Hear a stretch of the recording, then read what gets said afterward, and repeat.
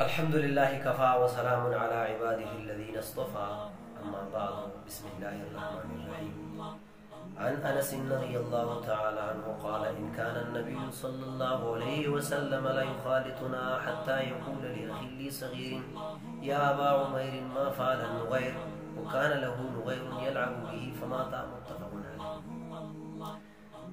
محترم بخاري ومسلم شریف حدیث دی. حضرت انس رضی اللہ تعالی عنہ د دې راوی دی روایت کوونکی دی، فرمایي چې ان کان النبي صلی الله علیه وسلم لا یخالطنا، نبی کریم صلی الله علیه وسلم به موږ سره اختلاط کوو، کېناسته پاڅېده به او خوشطبعي به یې کوله، مذاق به یې کول، حتی یقول لاخي لي صغیر، تر دې چې نبی علیه الصلاة والسلام زما یو کشر ورور کابشه نومېده، حضرت کابشه رضی الله تعالی عنه، هغه ته وی: یا ابا عمیر، وی ای ابو عمیره ما فعل النغیر، وی ستا هغه نغیر چې دی هغه چېرته لاړ، ستا هغه نغیر چېرته لاړ؟ وکان له نغیر یلعب به فمات. حضرت انس رضی الله تعالی عنه فرمایي چې زما ضرور د حضرت کبشه رضی الله تعالی عنه چې دی دی وړي کې ماشوم وی د دې مرغۍ وه، ادب هغې سره لبې کولې، هغه مړه شوه. چې کله مړه شوه نو نبي علیه السلام د ده خوا ته تشریف راوړو او ده ته دا مزاح وکړل: یا ابا عمیر ما فعل النغیر، ای ابو عمیره ستا هغه نغیر څه شو، هغه چېرته لاړ؟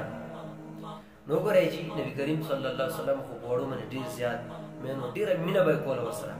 نبي علیه السلام به چې د سفر نه واپس راته نو واړه چې به هغوی اوچت کړل، څوک به یې ځان سره وروستو کېنول، څوک به یې ځان سره په اوښ باندې مخکې کېنول، ډېره زیاته مینه چې د هغه به ورسره کوله. نو دا وګورئ محترمو، نبي کریم صلی الله علیه وسلم صحابه کرامو سره کینی پاسې هم او دغه رنګې دا مزاح هم کوي، لکه دې حضرت کبشه رضی الله تعالی عنه چې د حضرت انس رضی الله تعالی عنه کشر ورور نو څنګه هغه له تسلي ورکړله، هغه سره یې مزاح وکړل او هغه خوشحاله کړه. نو دغه کوم حدیث چې دی دین علماء کرام ډېر مسایل مستنبط کړي دي.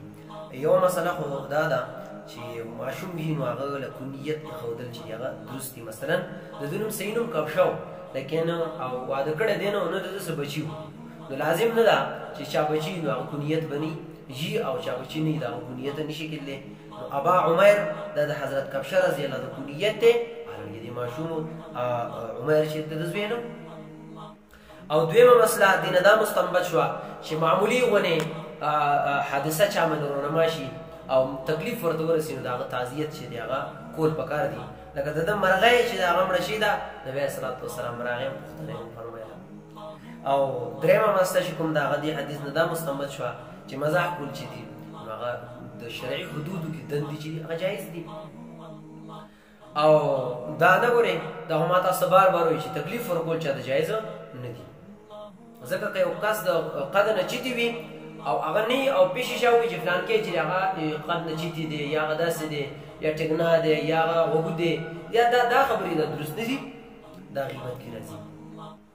او څلورمه کومه خبره چې هغه دې نه دا معلومه شوه چې مرغۍ چې کومې دي دا خرونی میټوان وغیره ماشومان چې ساتي په پنجره کې بند دي، نو هر هغه څوک چې هغه د دې د خوراک او څښاک بندوبست کولی شي او محفوظ یې ساتلی شي، نو دې حدیث نه دا معلومیږي. علما حضرات لیکي په شبهاتو کې چې ساتل بالکل جایز دي، لیکن د دوی خصمانه وکړی شي او د دوی خیال وساتلی شي. الله دې موږ له ده عمل کوو توفیق